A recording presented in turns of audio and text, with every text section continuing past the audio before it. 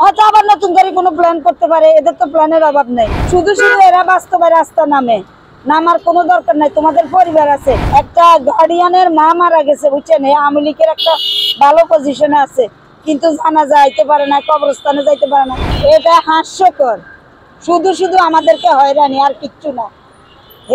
যে এই কাজগুলা করছে আমার খুব খারাপ লাগছে। বাচ্চা আগুন, হেরা তো আগুন নিয়ে হেরা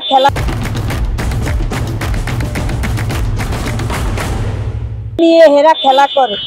আসলে কিন্তু মানুষ আগুন নিয়ে মরতে চায় না, মানুষ শান্তি সুশৃঙ্খল ভাবে বেঁচে থাকতে চায়, এটাই আমাদের অঙ্গীকার।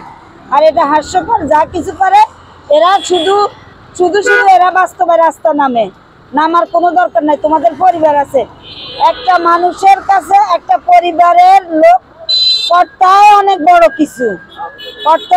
কিছু, খামাখা এরা রাস্তা নামতে চায় না। রাস্তা নামলে এদের শান্তি নাই, এদেরকে শান্তি দেওয়া হবে না বাংলাদেশের বুকে, আর কোনোদিন শান্তি দেওয়া হবে না, এটাই আমার অঙ্গীকার। হয়তো আবার নতুন করে কোনো প্ল্যান করতে পারে, এদের তো প্ল্যানের অভাব নেই।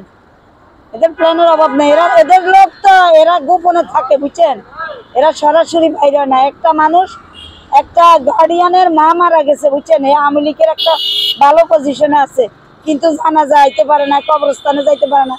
আজিমপুর কবরস্থানে দিছে, এমনকি ওই মায়ের লাশটা পর্যন্ত মাইকিং করে নাই। তাহলে বুঝেন কেমন একটা লজ্জা, কিছু হইতে পারে না।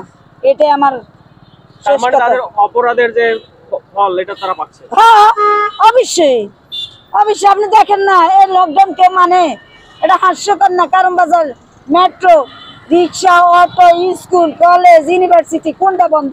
হাসপাতাল, এতিমখানা, কোনো কিছু বন্ধ আছে? তাহলে এটা শুধু হাস্যকর। এটাই। Thank you.